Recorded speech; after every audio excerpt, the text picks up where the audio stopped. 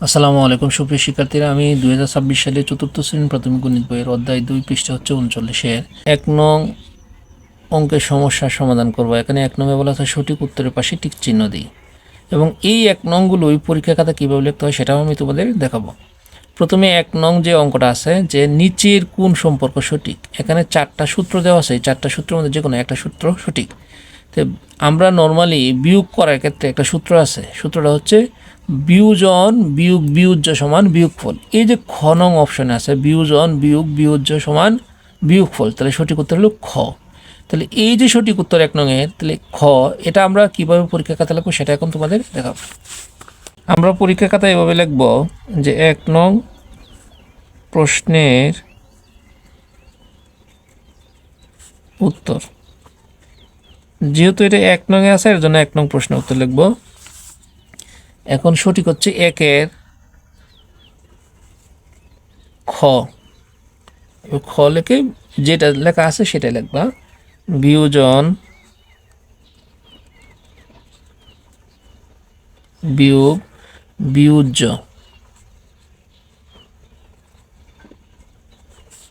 সমান বিয়োগফল।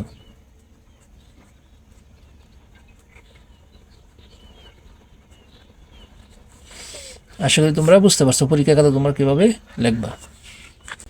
এখন আমরা 2 নং অঙ্কের সমাধান করব। 2 নং অঙ্কে বলা আছে নীলা ও মিলার একত্রে 11,320 টাকা আছে, নীলার 7,019 টাকা হলে মিলার কত টাকা আছে? তো দুইজনে একত্রে টাকা দেওয়া আছে, আবার নীলার টাকা আলাদা দেওয়া আছে। আমরা দুইজনের যে একত্রে টাকাটা আছে সেই টাকা থেকে যদি আমরা নীলার টাকা বাদ দিই তাহলে মিলার টাকা বের হবে। চলো তাহলে আগে বিয়োগ করি, রাফ খাতায় বিয়োগ করে দেখি যে বিয়োগ ফল কত হয়। আমরা পরীক্ষার খাতায় অতিরিক্ত একটা পেজ নেব, অতিরিক্ত একটা পেজে রাফ করব, রাফ করলেই সবচেয়ে সুন্দর হবে তাহলে উত্তর লেখার ক্ষেত্রে। তাহলে আমরা যেহেতু বিয়োগ করব তাহলে আমরা লিখব 11,320 থেকে বিয়োগ করব হলো 7,019। এখন বিয়োগ করে দেখি কত হয়। 10, এখানে যদি শূন্য ছোট সংখ্যা আর নিচে বড় সংখ্যা 10 ধরবো। 10 থেকে যদি 9 বাদ দিয়ে থাকে 1, এই 1 যদি এখানে যোগ করি তাহলে 2 হবে। 2 থেকে 2 বাদ দিলে 0। এখন 3 থেকে যদি 0 বাদ দিই তাহলে 3 থেকে, এনে দেও 1 আছে নিচে আছে 7, তাহলে এনে যদি কী করো 1 ধরো মনে মনে, তাহলে 11 হবে। 11 থেকে যদি 7 বাদ দেও তাহলে হয় হলো 4। এই যে ধরছিলে 1, এখানে নিয়ে আসলে 1 থেকে 1 বাদ দিলে 0, আমরা জানি বাম পাশে শূন্যের দাম নাই। তাহলে আমরা বিয়োগফল কত পেলাম? 4,301। এই 4,301 কার টাকা? মিলার টাকা। তাহলে আমরা পরীক্ষা খাতা লিখব মিলার টাকা কত? 4,301 টাকা। এটা অপশনে আছে, খ নং অপশনে আছে, খ নং অপশনে। তাহলে খ নং অপশনে যত আছে তাই লিখব। এখানে আর মিলার টাকা আছে এই কথাটা লেখার দরকার নেই। আমরা যেহেতু খ নং অপশনে 4,301 টাকায় যেভাবে লেখা আছে আমরা ঠিক সেভাবেই লিখব। আশা করি এই যে 2 নং অঙ্কের সমাধান করলাম সেটা তোমরা বুঝতে পারছো। আমরা এখন 3 নং অঙ্কের সমাধান করব। 3 নং অঙ্কে বলা আছে মণি এবং রনিকে তাদের বাবা 12,820 টাকা ও 11,380 টাকা দিয়ে 2টি সাইকেল কিনে দিলেন। সাইকেল 2টি কিনতে মোট কত টাকা খরচ হলো? তো এই যে 12,820 এবং 11,380, এই যে এই দুইটার যোগফলে হবে মোট কত টাকা খরচ হলো সেটা, যেহেতু মোট বলছে। চলো আমরা যোগ করি।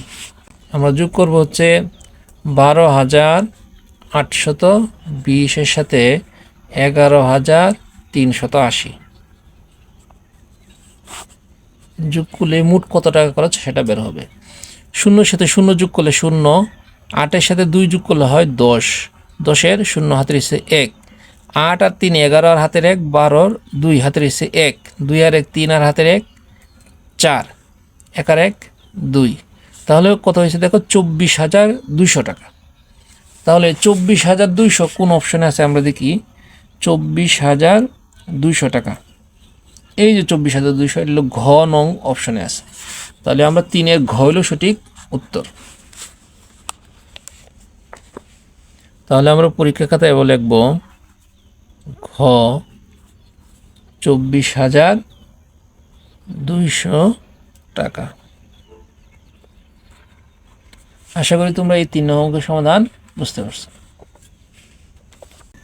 আমরা এখন 4 নং অঙ্কের সমাধান করব। 4 নং অঙ্কে বলা আছে দেখো 9,999 বিয়োগ 999 সমান 9,000, এখানে বিয়োজ্য কত, এখানে বিয়োজ্য কত সেটা বলতে বলছে। তাহলে আমরা জানি প্রথমটা হচ্ছে বিয়োজন, পরেরটা হচ্ছে বিয়োজ্য, পরেরটা হচ্ছে বিয়োগফল। আমরা যদি সূত্রটা এভাবে লিখি, বিয়োগের সূত্রটা হচ্ছে এরকম, বিয়োজন বিয়োগ বিয়োজ্য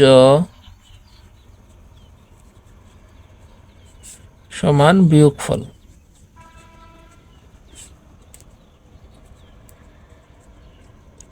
তাহলে প্রথমটা হচ্ছে বিয়োজন, তারপরটা হচ্ছে বিয়োজ্য, তারপরটা হচ্ছে বিয়োগফল। এটা একটা সহজ টেকনিক হচ্ছে মনে রাখার জন্য, 4 3 4, অর্থাৎ হচ্ছে এখানে 4টা বর্ণ, এখানে 3টা বর্ণ, এখানে হচ্ছে 4টা বর্ণ।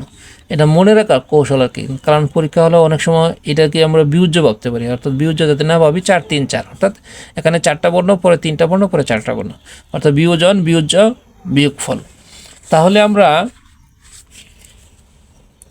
এখানে বলছে যে বিয়োজ্য কত, তাহলে আমরা বিয়োজ্য হচ্ছে 999। তাহলে 999 কোন অপশনে আছে, এই যে গ অপশনে আছে, তাহলে 4-এর গ নং হলো সঠিক উত্তর। চলো তাহলে আমরা পরীক্ষা খাতায় আমরা কীভাবে লিখবো সেটা দেখাচ্ছি তোমাদের। 4-এর গ নং অপশনটা হচ্ছে সঠিক 999। আশা করি তোমরা এই 4 নং সমাধান বুঝতে পারছো। আমরা এখন সর্বশেষ 5 নং সমাধান করব। বিয়োজ্য হইল 799 এবং বিয়োগফল হচ্ছে 201 হলে বিয়োজন কত, বিয়োজন কত সেটা বের করতে বলছে। অর্থাৎ আমি যদি তোমাদের বোঝাই, উপরে নিচে করি, মানে বিয়োজন, তাহলে বুঝতে পারো বিয়োজন, পরেরটা হচ্ছে বিয়োজ্য, নিচেরটা হচ্ছে বিয়োগফল।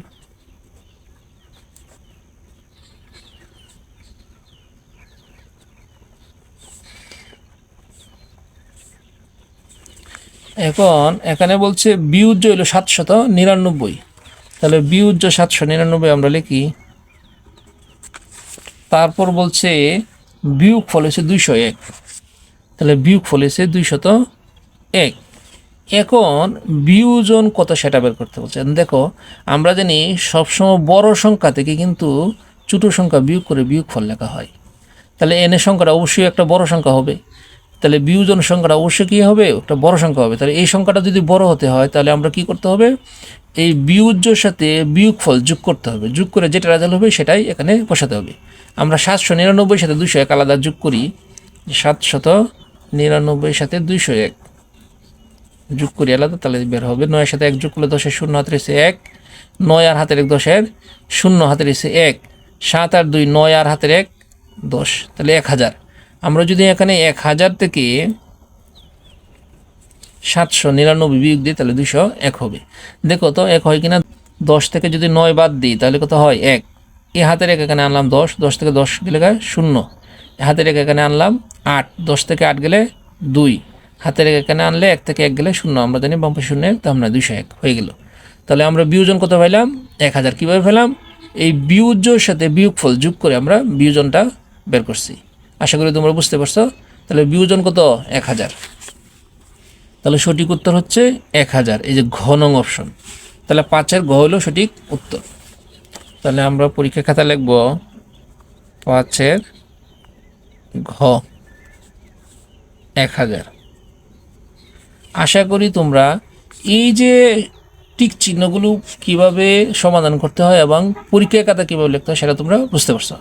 সুপ্রিয় শিক্ষার্থীরা, আজকে এই পর্যন্তই। আমার ভিডিওগুলো যদি তোমাদের ভালো লেগে থাকে তাহলে অবশ্যই আমার চ্যানেলটি সাবস্ক্রাইব করে আমার পাশে থাকবা। সকলকে ধন্যবাদ। আসসালামু আলাইকুম।